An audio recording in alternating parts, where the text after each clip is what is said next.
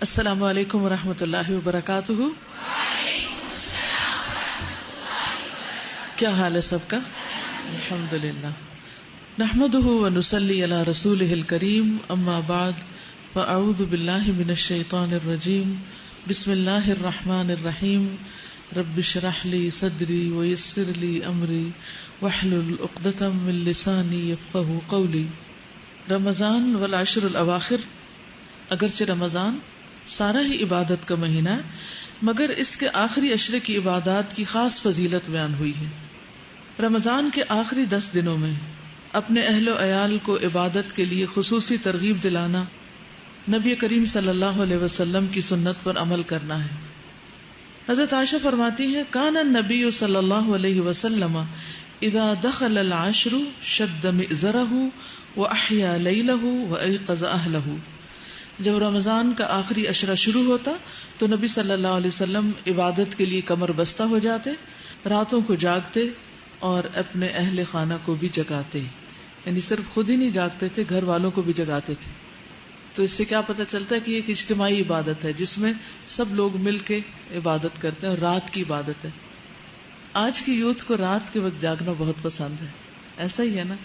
بہت سے بچے دن کو سونا پسند کرتے ہیں اور رات کو جاگنا. ایسا کیوں ہے؟ رات کو کیوں جاگتے ہیں؟ آپ میں سے کس کس کو رات کو جاگنا پسند ہے؟ کیوں رات کو کیوں جاگتے ہیں؟ ہاں، سکون ہوتا ہے. اس سکون میں ہم کرتے کیا ہیں؟ تو اس سکون سے کیا فائدہ اٹھاتے ہیں؟ جو مرضی کا کام ہوتا ہے جو ہم سب کے سامنے نہیں کر سکتے، اور یعنی اکیلے ہو جاتے ہیں نا. باقی گھر والے تو سو رہے ہوتے ہیں، اور پھر ہم انجوائے کرتے ہیں اپنے آپ کو اور اپنے کاموں کو اور اپنی پسند کی چیزوں کو. تو مومن کے لیے سب سے زیادہ پسندیدہ چیز کیا ہونی چاہیے؟ اللہ کی عبادت.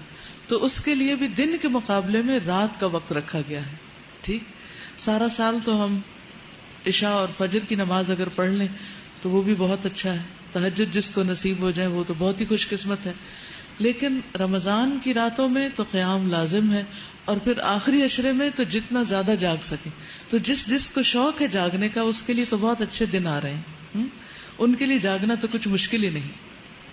لیکن اس جاگنے میں ہم نے گپ شپ اور باتیں اور ادھر ادھر یا نیٹ پہ بیٹھ کے وقت نہیں گزارنا، بلکہ اللہ کی عبادت کرنی ہے.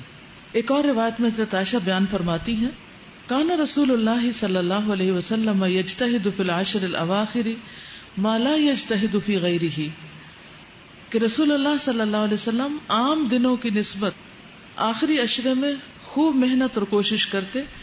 عربی کے الفاظ کہتے ہیں ما لا یجتہد فی غیرہ، جتنا کبھی آپ کسی اور وقت میں کرتے نہیں تھے. یعنی ایسی کوشش اور محنت اور ایسی عبادت کسی اور وقت میں نہیں ہوتی تھی.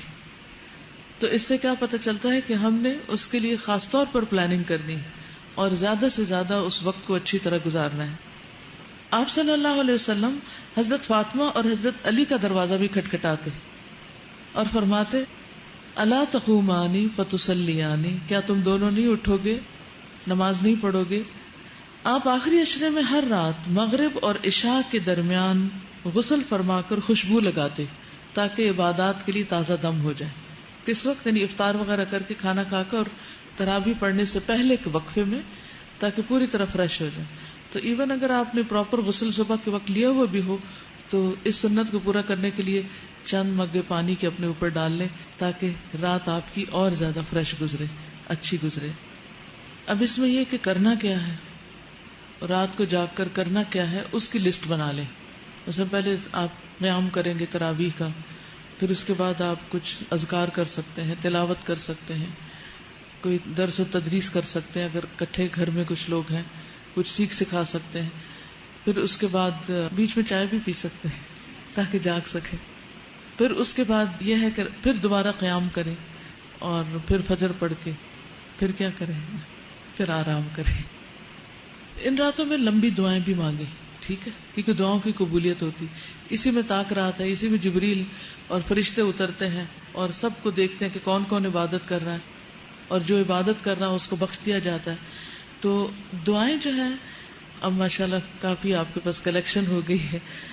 ان دعاؤں کے علاوہ آپ کی پرسنل دعائیں، آپ زندگی میں کیا بننا چاہتے ہیں، آپ اپنی آخرت کیسے چاہتے ہیں، آپ اپنے ماں باپ کے لیے کیا چاہتے ہیں، بہن بھائیوں کے لیے کیا چاہتے ہیں، اپنے بچوں کے لیے کیا چاہتے ہیں، امت مسلمہ کے لیے کیا چاہتے ہیں، اپنے ملک کے لیے کیا چاہتے ہیں، یعنی اپنی ذات سے شروع کر کے پوری دنیا تک آپ کا دل کیا چاہتا ہے کہ کیا ہو، تو اس سے متعلق آپ خوب خوب دعائیں کریں. ٹھیک ہے، اس کو اگر لکھ لیں.